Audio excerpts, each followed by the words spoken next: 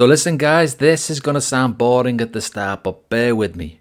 I've been reading through the Treasury's latest long-term fiscal forecast and I have put a link to the whole document in the description. This statement provides a 40-year outlook on New Zealand's fiscal future. If you didn't know, all fiscal means is it's relating to government revenue, especially taxes. The document itself is 82 pages long, but it is an eye-opener as to how bad New Zealand's financial position currently is. Now, a few things did jump out at me, but one major issue cannot be ignored. Throughout the document, it is clear that the government is clueless with regards to immigration settings. This chart here shows the average tax paid and benefits received by each age group year ending 2019. You can see that after the age of 65, when people start getting the pension, that they are essentially receiving more benefits, the green and the grey, than they are paying in taxes, the black and the blue. Now somebody must have a sense of humour at the Treasury to use black and blue for tax. You can see that between the ages of 29 and 64 is when the general population pays more in taxes than they take out in benefits. And then here on the left hand side is the children, who are no benefit to modern government at all, as they are just a drain on the system in their eyes. Now that is why they have allowed the cost of living and especially housing costs to get so out of control that young people can simply not afford to have kids any longer. If the government wanted more children to be born, they will prioritise reducing these costs. Instead, successive governments just rely heavily on immigration. It brings in people who have already had their useless years spent somewhere else at some other country's cost. Now this is a ruthless way for any government to run a country, but the leaders see the economy as more important than the well-being of the people who live in that country. Now that's been obvious for years now. And to see the part that shows just how foolish the government is, look at this section here. Stats New Zealand's latest population projections reveal that our population is not only growing, estimates suggest our population will increase from 5.33 million today to 7.29 million in 2065. It is also getting older. In the 1960s, there were around 7 New Zealanders aged 15 to 64 for every person aged 65 or older. Today, there are 4. And by 2065, the ratio is projected to fall to 2. So New Zealand governments are doing something that serious countries are not doing. Serious countries let young workers come into the country for several years on a work visa and then let them leave before they become a so-called burden on society in old age. Serious countries don't hand out residency permits to virtually anyone who wants one, just like Erica Stanford is doing now. She has created 2 new residency pathways, and she tells us that these people she is issuing these new visas to are actually highly skilled. Yet as you can see here, they need to be paid 1.1 times the New Zealand median pay for 2 years, which is, according to Stats New Zealand's latest labour market statistics, $959 per week, which works out at 959 times 52. Which equals $49,868 per year.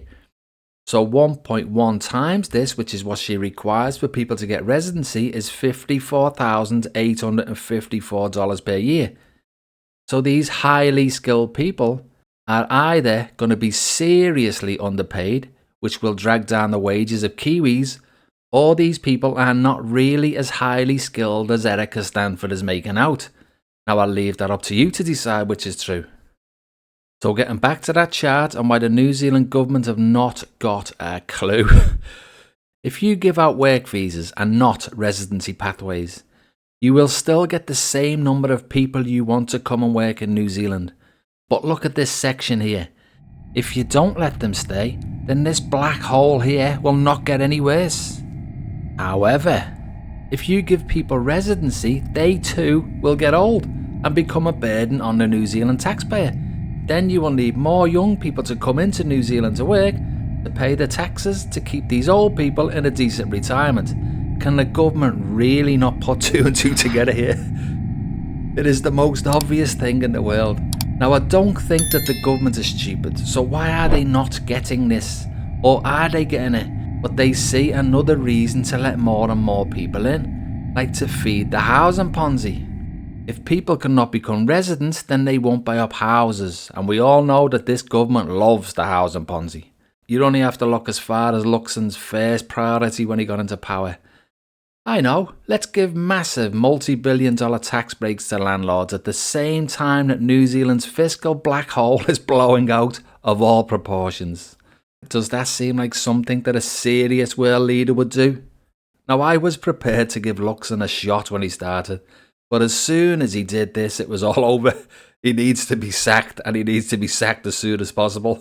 So yes guys, am I the only person who can see that the answer to New Zealand's fiscal woes is to stop handing out residency permits like candy and start following other countries like Singapore or the Gulf states who utilise foreign labour for their own citizens' benefits? To give you an idea of just how bad New Zealand's problems moving forward are, with successive governments incapable of seeing the wood for the trees, just look at this from the Treasury's own document. New Zealand current policies are not sustainable for the long term. Our modelling projects what would happen if spending and revenue policies were left unchanged until 2065. With unchanged policy, by 2065 government spending per person would nearly double from $18,300 that it is today to $35,900 that it will be then, inflation adjusted. Government revenue would rise much more slowly. These trends would result in government debt rising to around 200% of gross domestic product or GDP. And from Nicola Willis's 2025 budget statement, government debt leapt up by almost $120 billion between 2019 and 2024, soaring from under $58 billion to $175 billion. These are big numbers, almost too big to comprehend. So let me explain it this way. That amounts to $22,000 more in debt for every New Zealander. You may well ask, what do we have to show for all that debt?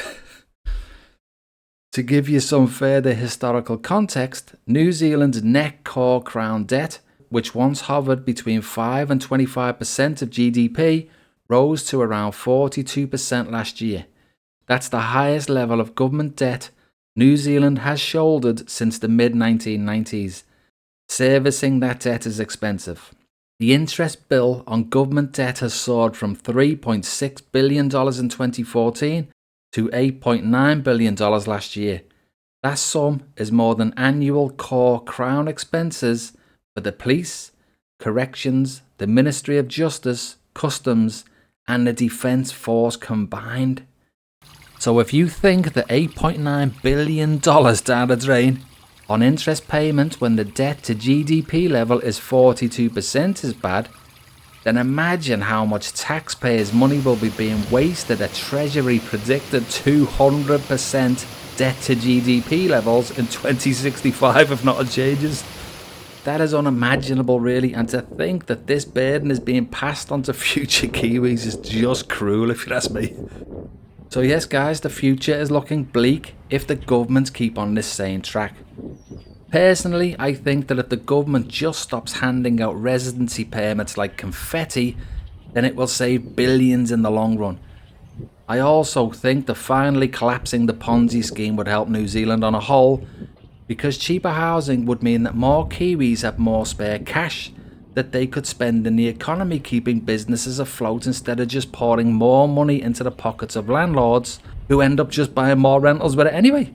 Cheaper housing would also mean that more young Kiwis could buy their own home, which means that they would get the security needed to start their own families.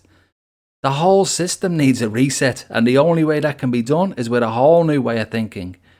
If you want to see just how bad the current situation is with New Zealand's debt, I will leave you with this. And there is a link in the description so you can look at the live values yourself.